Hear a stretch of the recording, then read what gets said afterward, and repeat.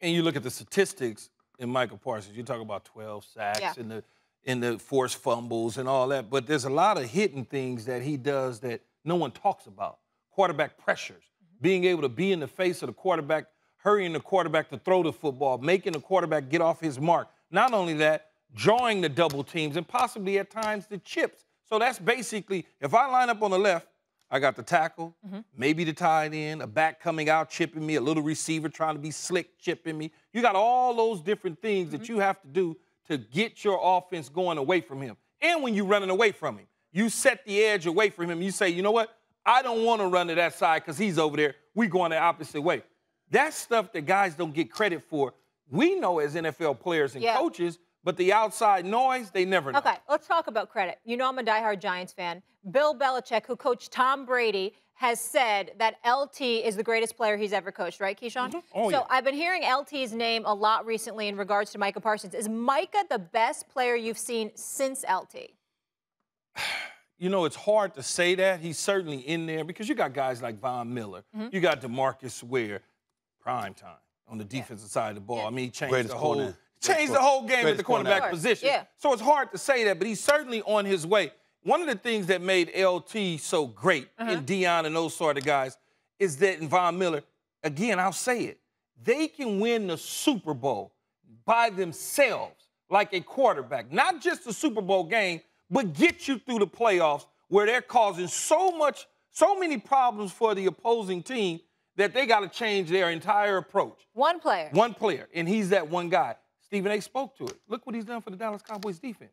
Them drafting him was a major upgrade. Your Giants kind of screwed that up. They could have had him. Screwed up a lot of things. You know. Yes, they did. We could spend a whole show on that. Yes, they did. Yes, they did. I will say this. Here's the interesting part, and I'm going to take this. I'm going to just spread this conversation out just a little bit because there's no debating the greatness of Micah Parsons. I got to see more of him because I don't want to hear I don't want to hear anything about comparisons when you're in your rookie year because sustainability matters. As great as everybody is, it's just like when we were talking, and I'm not knocking Patrick Mahomes because we all know how phenomenal he is and he's a Super Bowl champion and what have you. But when we've been talking about how great he was and what have you, a lot of people just allowed the greatness of Aaron Rodgers to dissipate from the mind's eye because we saw this dude, Patrick Mahomes, coming along.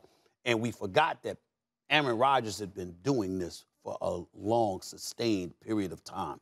That does come along with the qualifications of being seen as that great. Here's the thing that's interesting that I want to say.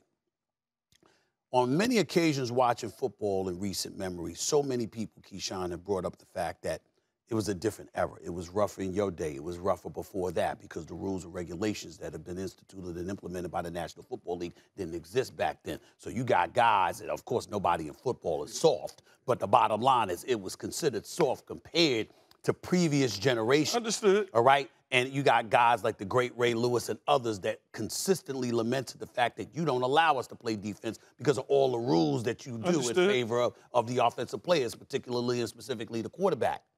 Well, here's where it works in reverse to elevate Micah Parsons. So much defenses are not allowed to get away with. Yes. And still look at the impact he's had. Yeah. So just imagine what he would do if the rules didn't favor offensive players in the National Football League so flagrantly.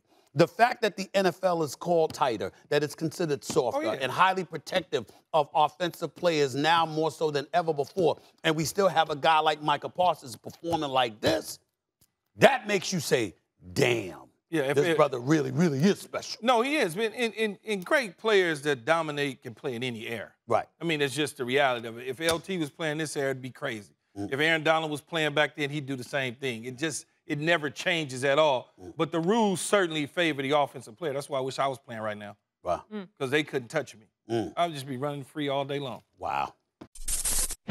Thanks for watching ESPN on YouTube. For live streaming sports and premium content, subscribe to ESPN+.